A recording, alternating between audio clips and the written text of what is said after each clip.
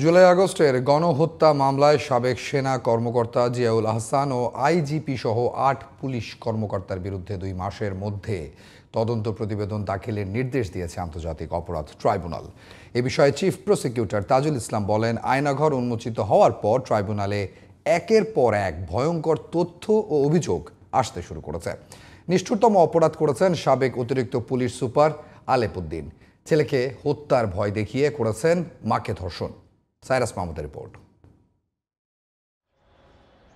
বৃহস্পতিবার সকাল 10টার দিকে কাশিমপুর কারাগার ও কেরানীগঞ্জের কেন্দ্রীয় কারাগার থেকে জুলাই আগস্ট গণহত্যা ও মানবতা বিরোধী অপরাধের মামলায় সাবেক সেনা কর্মকর্তা ও এনটিএমসির সাবেক মহাপরিচালক জিয়াউল আহসান ও সাবেক আইজিপি চৌধুরী আবদুল্লাহ আল মামুন, ঢাকা জেলার সাবেক পুলিশ সুপার মোহাম্মদ আবদুল্লাহ আল কাফি, ডিএমপির মিরপুর জোনের সাবেক ডিসি মোহাম্মদ জসিম উদ্দিন, ঢাকার সাবেক অতিরিক্ত পুলিশ সুপার শহীদুল ইসলাম, যাত্রাবাড়ী থানার সাবেক ওসি আবুল হাসান, গুলশান থানার সাবেক ওসি মাজহারুল হক, ঢাকা উত্তর ডিবির সাবেক পরিদর্শক আরাফাত হোসেন, সাবেক পুলিশ সুপার মহিউদ্দিন ফারুকী ও বরিশাল রেঞ্জের সাবেক অতিরিক্ত পুলিশ সুপার আলেপ উদ্দিনকে আন্তর্জাতিক অপরাধ ট্রাইব্যুনালে হাজির করা হয়।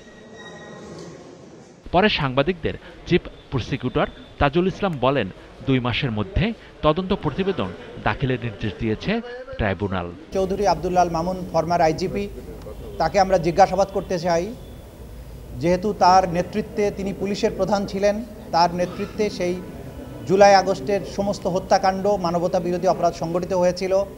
এপিসি ব্যবহার করা হয়েছিল, হেলিকপ্টার ব্যবহার করা হয়েছিল, মারণাস্ত্র ব্যবহার করা হয়েছিল। সেই বিষয়ে আমরা তাকে জিজ্ঞাসাবাদ করার জন্য একদিনের সময় চেয়েছি। আগামী 23শে ফেব্রুয়ারি তাকে জিজ্ঞাসাবাদের জন্য অনুমতি দিয়েছেন একদিনের জন্য।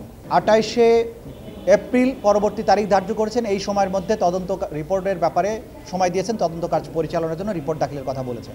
সবচেয়ে ভয়ঙ্কর ও নিষ্ঠুর অপরাধের অভিযোগ বরিশাল রেঞ্জের সাবেক অতিরিক্ত পুলিশ সুপার আলেপ উদ্দিনের বিরুদ্ধে।